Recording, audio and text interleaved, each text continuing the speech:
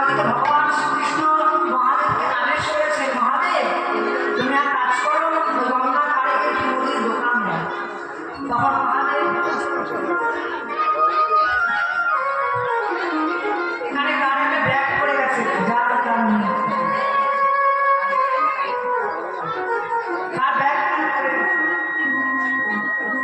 যে সমস্ত মায়েরা ভিক্ষা দিতে এসেছিলেন সে সমস্ত মায়েদের কারো হাত থেকে একটা ব্যাগ পড়ে গেছে, এখানে মানি ব্যাগ, ব্যাগটি যারা নিয়ে যাবে। তখন মহাদেব মুদির দোকান দিয়েছে, আর মা ধরাশক্তি গঙ্গায় ঝাঁপ দেওয়ার আগে মনে করলেন যা দেখে নদী যদি আমার কিছু ভিক্ষা দেয়। এই বলে যেটা নদীর কাছে গিয়ে বলেছে, নদী কিছু করে তুমি আমায় কিছু চাউলটা ভিক্ষা দাও, ঘরে যে আমার অতিথি এসেছে। তখন মহাদেব রূপী সেই দোকানি বললেন, ভিক্ষা দিতে হবে না, যদি কারো পয়সা দাও এবার পয়সা দিয়ে আমার কাছ থেকে চাল যাবে না। মা ধরাশক্তি বলছে, পয়সা দিয়ে আমার কাছে নেই, কৃপা করে কিছু ভিক্ষা দাও।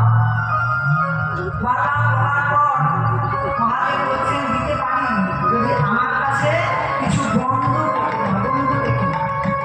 কি বন্ধু প্রাপ্ত হবে? তখন মা ধরাশক্তি বলছেন, আচ্ছা দোকানে তাই হবে, তুমি বলো তুমি কি চাও, তুমি যা চাইবে আমি তোমার কাছে তাই দেব। তখন সেই দোকানি রূপী মহাদেব তিনি বললেন, মাগো যদি দিতে হয় তবে ওই যে তোমার বক্ষদেশে দুটি করে ধর শোভা করছে, তার মধ্যে থেকে একটি করে ধর কেটে আমার দাও। তার বদলে আমি তোমার চারটা দাম করব। তখন মা ধরাশক্তি দ্বিতীয়বার না ভেবে দোকানের কাছ থেকে একটি কাছে নিয়ে তার ঘরকে কেটে সেই দোকানকে দিয়ে দিল। এবার কোনো মতে সেখানে একটু শাড়ি জড়িয়ে নিয়ে চলেছেন অতিথি সেবা দিয়ে। তারপর আমার অতিথি সেবা দিতে লাগলো। আর এমন সময় কি হয়েছে জানিস না, এক ফোঁটা রুধির টুকরো এসে পড়েছে নারদমুনির সামনে।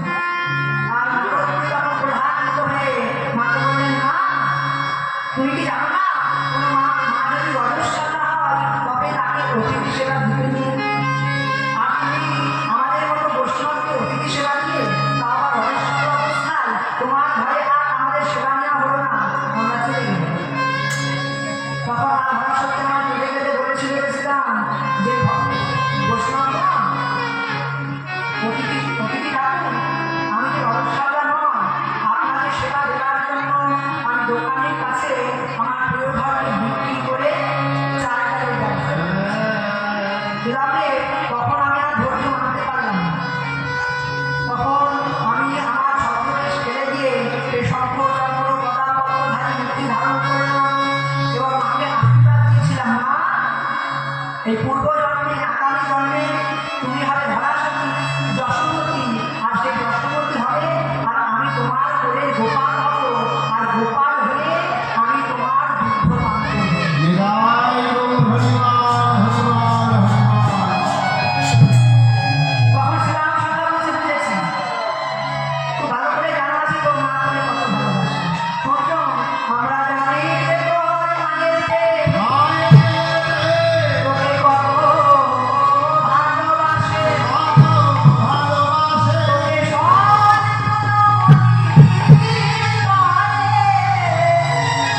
তোকে বেঁধেছি তোর কাছে।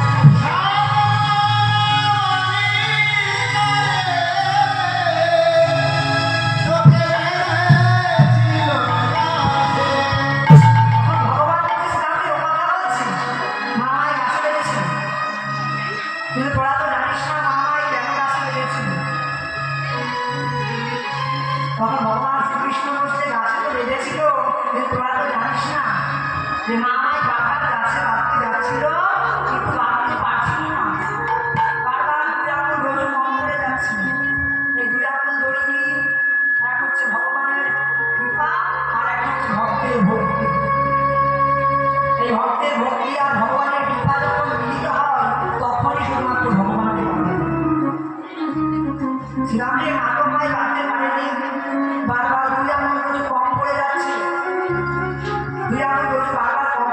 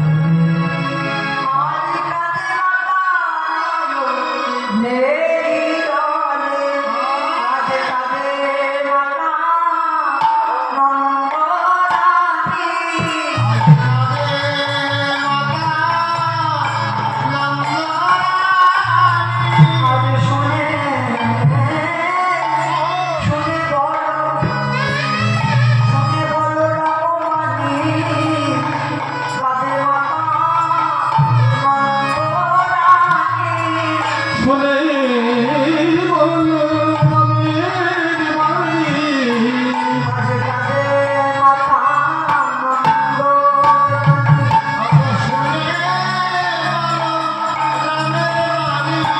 কবে মাতা নন্দী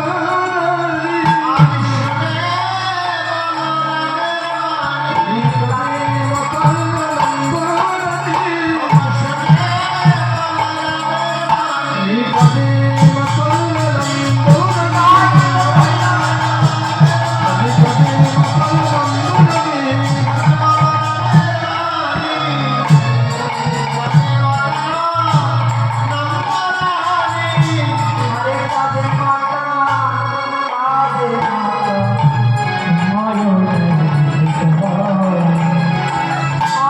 কাঁধে মাথা নয়নের জলে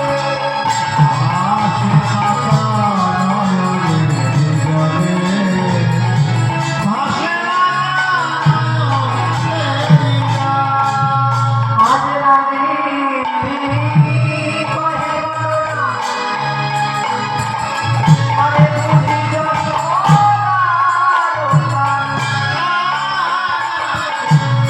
রানী কহে বলো তোরা বুঝি বলো রাম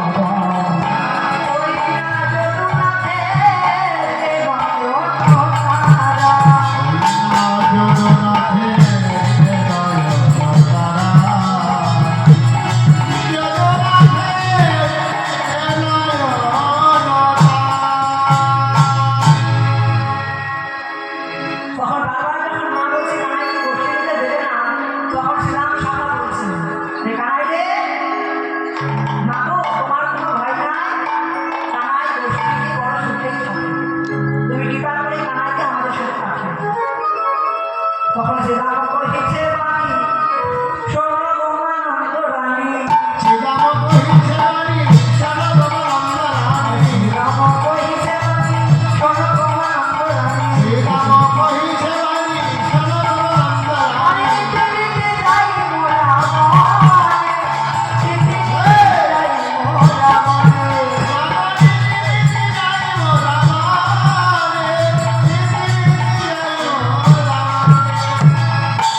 মনে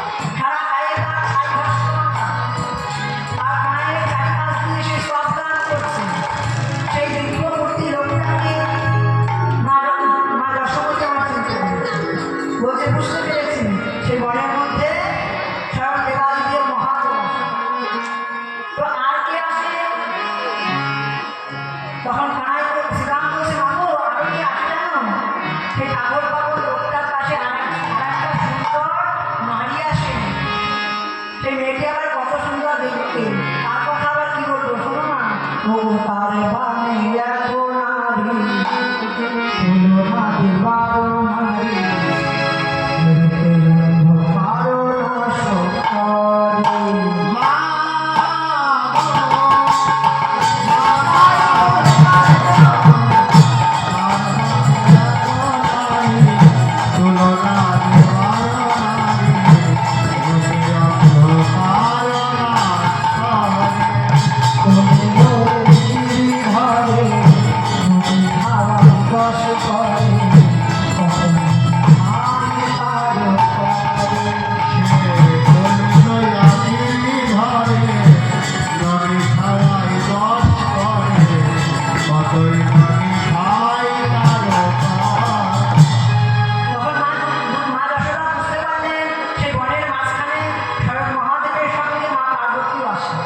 তখন তিনি বুঝতে পারলেন তার আর কোনো ভয় নেই তার গোপালকে সে করছে মা যশোদা তবে যা আমার কানাইকে নিয়ে তোরা করছে তখন দাদা বলরাম তার কানাইকে সাজিয়ে দিলেন গোপালকে সাজাইতে নন্দ জানি না পারিল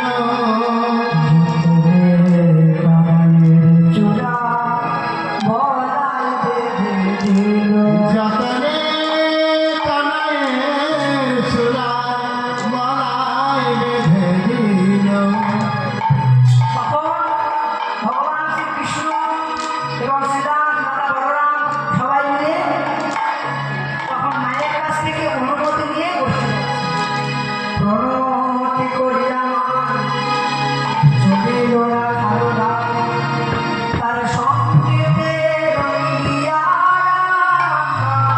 রঙ্গিয়া তার সঙ্গেতে রঙ্গিয়া খায়া তখন বরণ করিল ধনী সিংহা বেনু রবে শুনি অরজে পরিতা ধরি যে করিল ধনী সিংহা বেনু রবে শুনি অরজে পরিতা ধরি কোথায় আগে যাই গোধনে গোপাল আগে যাই গোধনে গোপাল আগে যাই গোধনে গোপাল